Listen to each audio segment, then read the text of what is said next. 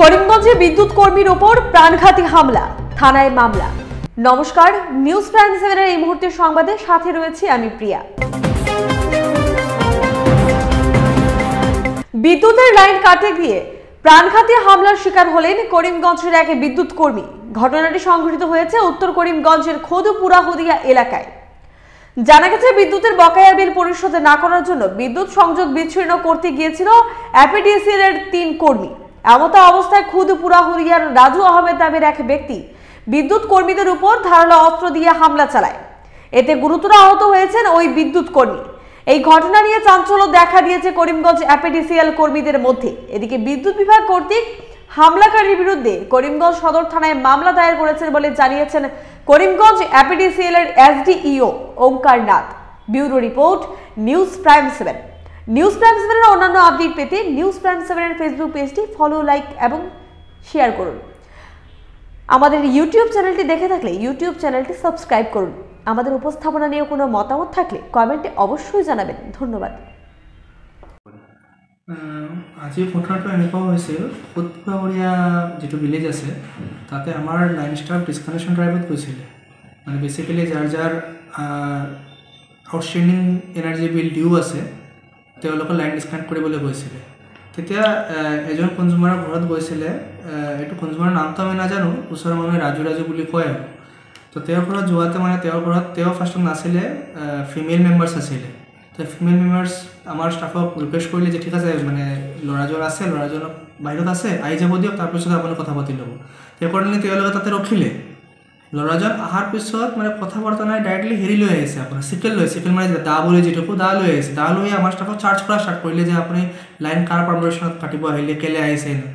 আমাৰ ষ্টাফ তাতে বহি সিহঁতক বুজাইছে যে চাওক, এইটোতো আমি আমাৰ পাৰ্চনেলৰ কাৰণে অহা নাই, আপোনাৰ বিল বাকী আছে, বিলটো আমি আদায় কৰিবলৈ আহিছোঁ।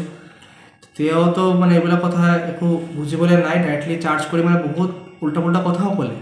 লাষ্টত যেতিয়া আমাৰ ষ্টাফ যাবলৈ ওলাইছে তেতিয়া সি আফজাল গনি বুলি আমাৰ ষ্টাফৰ নাম, তাক ধাক্কা মাৰি কিনে ফাৰ্ষ্টতে পুখুৰীত পেলালে। পুখুৰীত পেলাই কিনে তাৰ ইয়াতে পূৰা টপ অফ দ্য হেডত মানে দা দি মাৰিলে।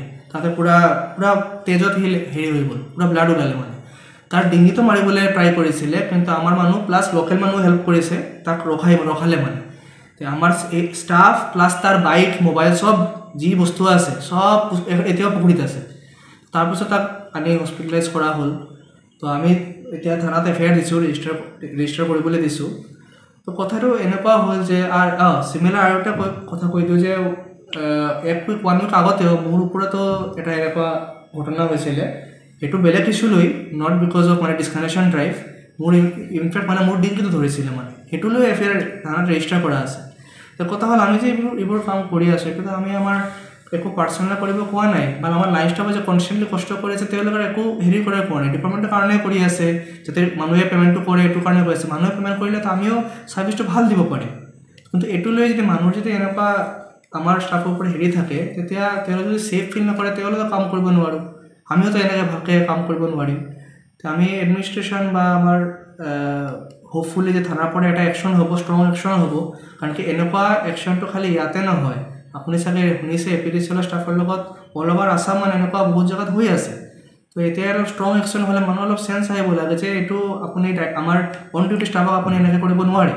কাৰণ কি মানুহেতো নিজৰ পাৰ্চনেল কাম কৰিবলৈ যোৱা নাই, যে তেওঁলোকে ডিউটি এছাইন কৰা আছে এইটো কৰিবলৈ গৈছে। তো সেইটো লৈ আপোনালোকে পাৰ্চনেলি আক্ৰমণ কৰাও ঠিক নহয়, এইটো আইনী মানে ৰং।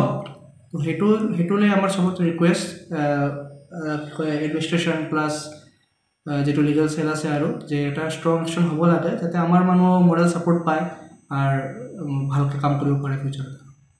ঘটনা লাইন কাটতে গেছিলাম, যাওয়ার পরে লাইন কাটতে দিছি না আমার, লাইন কাটতে দিছি না, সময় চাইছে, সময়ও দিছি আমি।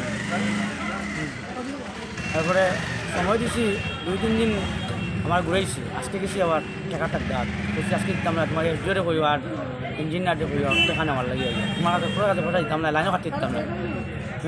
আমরা লাইন কাটতে লাগবে, একটা কিছু করা হয় টাকা দেবো, না হলে আমরা লাইন কাটতে দেবো, মানে কিছু করতে দিতাম না। কইও মারি দিছে পেছন দিয়ে আমার দা দিছে কাছে দিয়ে মাথা মধ্যে। কোন জায়গা হয়েছে ঘটনাটা? খোদপুরাহদি। কে মারছে চিনুন? রাজু আমি চিনি, মানুষ চিনছি, বরফ বিক্রেতা, বরফ বিক্রি করে।